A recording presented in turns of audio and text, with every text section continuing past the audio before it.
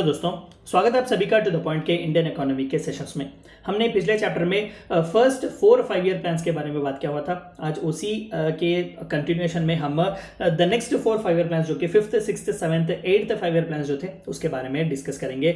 Of course यहाँ पर भी 3 इंपॉर्टेंट प्राइम मिनिस्टर्स हमें देखने को मिलेंगे। एक श्रीमती इंदिरा गांधी जी, हमने पिछले चैप्टर में ही देखा कि 4th 5 ईयर प्लान में उन्होंने गरीबी हटाओ का नारा दिया हुआ था और कहीं ना कहीं वो फेल्यूर था, लेकिन बाद उसके भी उन्होंने सक्सीड किया हुआ था। तो इसमें यहाँ पर उनके बारे में भी बात करेंगे। And to succeed her it was his son Rajiv Gandhi ji. And again उनके बाद भी पीवी नरसिम्हा राव साहब आप यहाँ पर देख सकते हैं, उन्होंने भी जो है अपना योगदान दिया हुआ था। तो इन सभी के बारे में आज का हमारा चैप्टर तो आइए शुरू करते हैं।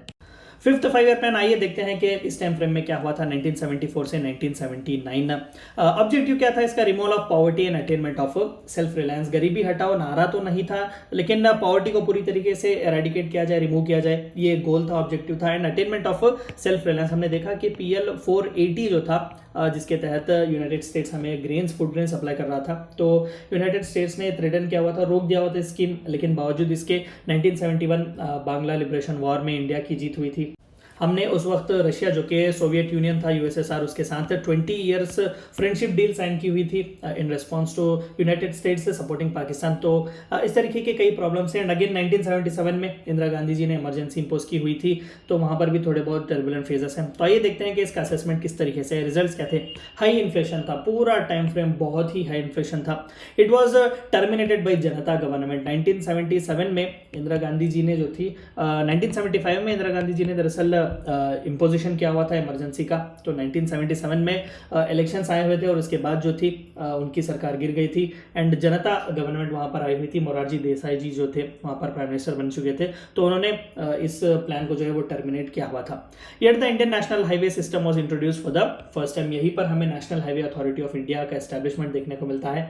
नेशनल हाईवे प्लान जो था वो यहीं पर दिया गया था। Even 5th 5 year plan was not a grand success, it was actually a failure.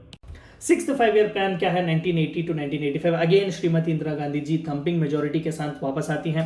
तो ऑब्जेक्टिव क्या था? Direct attack on the problem of poverty. अब ना ही गरीबी हटाओ, ना ही एरेडिकेशन ऑफ पॉवर्टी, पूरी तरीके से पॉवर्टी को ऐसे ही निकाल देना चाहती थी वो, पूरी तरीके से पॉवर्टी पर attack by creating conditions of an expanding economy. Economy को चारों ओर फ्रीली छूट दी गई थी कि भाई डेवलपमेंट जहां चाहे वहां जाए, आप एक्सपैंड करें, और ताकि मेन गोल जो था वो पॉवर्टी पर डायरेक्टली अटैक हो। तो इसका असेसमेंट क्या है? Most targets were achieved. बहुत ही इंपॉर्टेंट डेवलपमेंट्स उस जमाने में हुए हैं, बहुत ही इंपॉर्टेंट सोशलिस्ट स्कीम्स वगैरह आए थे। दरअसल बहुत ही अच्छा एक गोल्डन फेज भी माना जाता है इंडिया का उस टाइम फ्रेम में, क्योंकि डेवलपमेंट जो था वो बहुत अच्छा था और ग्रोथ पहली बार 5.5%, 5% के ऊपर जो था ग्रोथ पहुंच चुका था। टारगेट जो था वो अचीव किया गया था। Family planning was also expanded in order to prevent over population. Sanjay Gandhi ji बहुत ही कॉन्ट्रोवर्शियल थे इस टाइम फ्रेम में, क्योंकि फोर्स्ड जो थे ट्यूबेक्टोनॉमी, वेसेक्टोनॉमीज वगैरह करवा रहे थे वहाँ पर फैमिली प्लानिंग के लिए। And again that's a different issue, हम इसके बारे में फिर कभी बात करेंगे। तो फैमिली प्लानिंग का भी जो था इशू वहाँ पर चल रहा था, क्योंकि पॉपुलेशन को भी जो था वो कंट्रोल करना था। तो somewhere around 6th 5 year plan is a success, क्योंकि टारगेट्स जो थे खासकर ग्रोथ रेट को लेकर वो अचीव किए गए थे। 7th 5 ईयर प्लान 1985 to 1990, यहाँ पर हमें राजीव गांधी जी की सरकार देखने को मिलती है। 1984 में श्रीमती इंदिरा गांधी जी को असैसिनेट किया गया था। तो आइए देखते हैं कि उनके नेतृत्व में किस तरीके का प्लान दिया गया था। Objective: emphasis on policies and programmes that could accelerate the growth of food grain production, increase employment opportunities and rise productivity. Again वही टारगेट्स दिए गए थे कि सेल्फ सफिशिएंसी हो, फूड ग्रेन प्रोडक्शन पुश किया जाए, इंक्रीज एम्प्लॉयमेंट अपॉर्चुनिटीज हो, productivity race किया जाए। रोजगार योजना, जवाहर रोजगार योजना भी हमने देखी इसी टाइम फ्रेम में आया हुआ था। और कई टेक्निकल और साइंटिफिकल एडवांसमेंट्स हुए थे। टेलीकम्युनिकेशन रेवोल्यूशन भी इसी टाइम फ्रेम में हुआ था। अगेन कई इंपॉर्टेंट कंट्रीज के साथ हमारे टाइज से नॉर्मलाइज किए गए थे। चाइना के साथ अच्छे खासे टाइज हुए थे। नॉर्थ ईस्ट इंडिया में जो इंसर्जेंसी चल रहे थे वहाँ पर श्री राजीव गांधी जी ने उन्हें बहुत इफेक्टिवली टैकल किया हुआ था। पंजाब में जो खालिस्तानी मूवमेंट चल रहा था वहाँ पर भी शिरोमणि अकाली दल के साथ जो थे अच्छे खासे टाइज बनाए गए थे। तो इस तरीके से एक स्टेबिलाईजेशन का ये प्लान दिया गया था।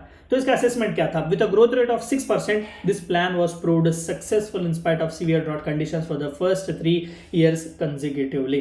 तो जाहिर सी बात थी कि 5.5% ऑलरेडी अचीव किया गया था, इसे और पुश करके राजीव गांधी जी की नेतृत्व में 6% ग्रोथ रेट वो अचीव किया गया था in spite of drought conditions. याद रखिएगा कि 1968 उस टाइम फ्रेम में ही हमने ग्रीन रेवोल्यूशन को इम्प्लीमेंट किया हुआ था, तो उसके रिजल्ट्स भी हमें यहाँ पर देखने को मिल रहे थे कि in spite of drought, because of better irrigation facilities, हमें किसी भी तरीके का प्रॉब्लम फेस करने को नहीं मिला 3 consecutive ईयर्स तक ही, क्योंकि उसके बाद बोफोर स्कैंडल हिट होता है। अगेन आप इंडिया आफ्टर इंडिपेंडेंस में इसके बारे में पढ़ेंगे। एंड अगेन 1990s के टाइम फ्रेम में राजीव गांधी जी रिजाइन करते हैं एंड इन 1991 टाइम फ्रेम में उन्हें असैसिनेट किया जाता है श्रीलंका में। तो this plan introduced programs like Jawahar Rozgar Yojana, जो कि बहुत ही एक एम्बिशियस स्कीम प्रोजेक्ट माना जाता है। तो समित 5 year plan was also a success. Again annual plans, जाहिर सी बात थी कि स्कैंडल्स हिट हो रहे थे, प्राइम मिनिस्टर रिजाइन कर चुके थे, प्राइम मिनिस्टर असैसिनेट हो रहे थे एंड सबसे बड़ा प्रॉब्लम इकोनॉमिक रिसेशन चल रहा था इंडिया में। India was at the very brink of announcing a financial emergency. तो यहाँ पर भी हमने प्लान हॉलीडेज दिए हुए थे और एनुअल प्लान्स अनाउंस किए हुए थे 1989, 1990 और 1991 के लिए। ऑब्जेक्टिव क्या था? No plan due to political uncertainties. अभी जैसे कि मैंने कहा कि बिफोर स्कैंडल था, राजीव गांधी जी ने रिजाइन किया हुआ था, अगेन वो श्रीलंका गए हुए थे दौरे पर एंड अगेन तमिलनाडु में उन्हें असैसिनेट किया गया था। तो ये ऐसे कई पॉलिटिकल अनसर्टेनिटीज थे। और राजीव गांधी जी के बाद लीडर कौन होगा, यहाँ पर भी कई चर्चाएं चल रही थी। बाद में जो था वो पीवी नरसिम्हा राव जी का नाम हमें देखने को मिलता है। Rajiv Gandhi resigned and this followed his death. Severe economic crisis hit India. Again India जो था वो इकोनॉमिक रिसेशन के पाथ पर चल रहा था। तो इसका असेसमेंट क्या होगा इन एनुअल प्लान्स का? Of course it was beginning of LPG model, that is privatisation, liberalisation and globalisation in India. Open economy बन रही थी इंडिया। हम इसके बारे में इन डिटेल्ड हमारे अगले के चैप्टर्स इकोनॉमिक रिफॉर्म्स 1991 में पढ़ेंगे। And again 8th 5 year plan, जो कि पीवी नरसिम्हा राव जी की सरकार ने दिया हुआ था 1992 से लेकर 1997। ऑब्जेक्टिव क्या था इसका? Rapid economic growth, high growth of agriculture and allied sectors and manufacturing sectors, growth in exports and imports, improvement in trade and current account deficits, to undertake an annual average growth rate of 5.6%। यानी कि अच्छी तरीके से vaguely नहीं बताया गया, जैसे कि हमने 5th 6th 5 year प्लान में देखा कि पॉवर्टी पर अटैक करेंगे, इस तरीके की बात की गई, लेकिन किस तरीके से करेंगे ये हमें रोड मैप नहीं दिया गया। लेकिन यहाँ पर पहली बार इन डिटेल बताया जा रहा है कि रैपिड इकोनॉमिक ग्रोथ चाहिए, एग्रीकल्चर में हाई ग्रोथ रेट्स लाने चाहिए, मैन्युफैक्चरिंग सेक्टर को बूस्ट दें, एक्सपोर्ट एंड इंपोर्ट्स में ग्रोथ चाहिए, trade and current account deficit में भी हमें इंप्रूवमेंट देखना है। तो इस तरीके से बहुत अच्छी तरीके से प्लान्स और टारगेट्स दिए गए थे। एनुअल ग्रोथ रेट का टारगेट 5.6% रखा गया था, क्योंकि ऑलरेडी हमने देखा कि 6% ग्रोथ रेट हमने टच किया हुआ था, लेकिन इकोनॉमिक रिसेशन की वजह से इन्फ्लेशन बढ़ रहा था, करेंसी प्रॉब्लम्स थे, फॉरेन एक्सचेंज करेंसी वगैरह के, इंडिया जो था वो डिवैल्यू हो रहा था, तो ऐसे कई प्रॉब्लम्स थे, तो हमने ग्रोथ रेट थोड़ा बहुत कम ही रखा हुआ था। इसका असेसमेंट क्या था? इट वाज पार्टली सक्सेसफुल, क्योंकि एलपीजी के रिफॉर्म्स नए नए आ रहे थे, तो इसे रिजल्ट देने में थोड़ा बहुत टाइम फ्रेम लग रहा था, तो इसे पार्टली सक्सेस कहेंगे। An average annual growth rate of 6.78% against the target of 5.6 was achieved. This was the reason why you consider prime minister Manmohan Singh ji, जो कि उस जमाने में फाइनेंस मिनिस्टर थे पीवी नरसिम्हा राव साहब के।